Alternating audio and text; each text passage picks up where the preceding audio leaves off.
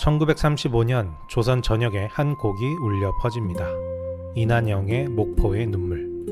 발매 즉시 5만 장이 팔렸습니다. 지금으로 치면 수백만 스트리밍이죠. 나라를 잃은 사람들은 이 노래 앞에서 소리 없이 울었습니다. 왜 이 노래였을까요? 왜 하필 이 여자였을까요? 그 답을 찾으려면 이 시대 전체를 봐야 합니다. 1920년대 조선은 일제강점기 한복판이었습니다. 말도 이름도 문화도 빼앗기던 시절. 그런데 바로 이 시기에 한국 최초의 대중음악이 탄생합니다. 역설적이죠. 일본을 통해 서양 음악이 들어왔고 축음기와 음반이 보급되기 시작했습니다. 1926년 윤심덕의 사회 찬미. 한국 최초의 대중가요로 기록된 이 곡은 발매 직후 윤심덕이 현해탄에 투신했다는 소식과 함께 전국을 뒤흔들었습니다. 비극이 음악을 퍼뜨린 거죠. 이 시대 음악의 이름은 트로트. 일본 엔카의 영향을 받았지만 조선인의 정서, 한이 녹아들면서 전혀 다른 무언가가 되었습니다. 그리고 이 트로트를 처음으로 전국민의 노래로 만든 사람이 있습니다. 바로 이난영입니다. 목포 출신의 이 여성은 가난과 차별 속에서 노래를 시작했고 결국 조선 최고의 가수가 됐습니다. 그녀의 목소리는 단순한 노래가 아니었어요. 말 못하는 사람들의 말이었습니다. 1930년대 트로트는 본격적으로 대중의 언어가 됩니다. 이 시대 노래들을 들어보면 공통점이 있어요. 하나같이 떠나보냄, 그리움, 눈물을 노래합니다. 우연이 아니에요. 나라를 잃은 사람들은 직접적인 저항을 표현할 수 없었습니다. 검열이 있었거든요. 그래서 이별을 노래했고 고향을 노래했고 눈물을 노래했습니다. 그게 다 나라 잃은 슬픔이었던 거죠. 이난영의 목포의 눈물이 정확히 그랬습니다. 표면적으로는 목포라는 항구 도시를 그리워하는 노래예요. 그런데 조선 사람들은 알았습니다. 목포는 목포가 아니라는 걸. 그 눈물은 고향을 잃은 눈물이 아니라 나라를 잃은 눈물이었습니다. 일제는 이 노래를 금지하려 했지만 이미 너무 늦었어요. 노래는 이미 사람들 가슴속에 들어가 있었거든요.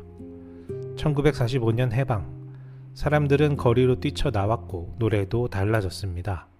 해방의 기쁨, 새나라의 희망이 음악에 담기기 시작했죠. 그런데 채 5년도 안 돼서 한국 전쟁이 터집니다. 전쟁은 또 다른 노래를 만들었습니다. 피란길에서, 폐허 속에서 사람들은 또 노래했어요. 슬픔을 견디는 방법이 노래밖에 없었으니까요. 굳세어라 금수나 단장의 미아리 고개. 전쟁의 상처가 그대로 가사가 됐습니다.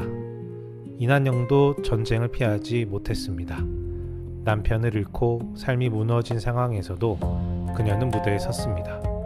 노래가 삶이었던 사람이었으니까요.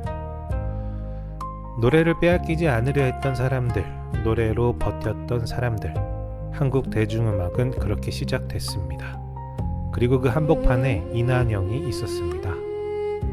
다음 편에서는 이난영이라는 한 사람을 제대로 들여다볼 겁니다. 그녀의 삶과 음악이 이 시대와 어떻게 맞닿아 있는지. 토마토 음반이었습니다.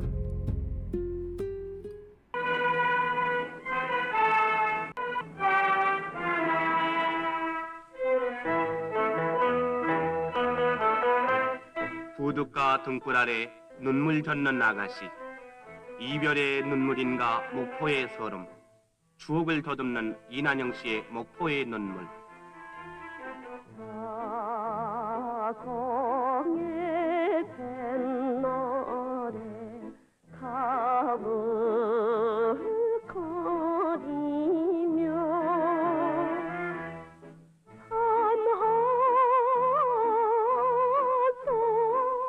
파도 깊이 숨어드는 때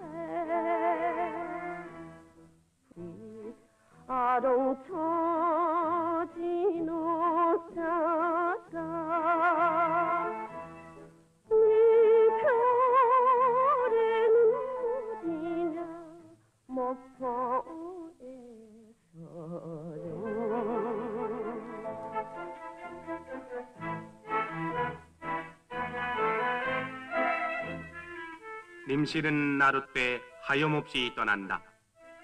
못 오는 님이면 내 마음도 보낼 것을 님 그려 우는 마음 목포의 소름.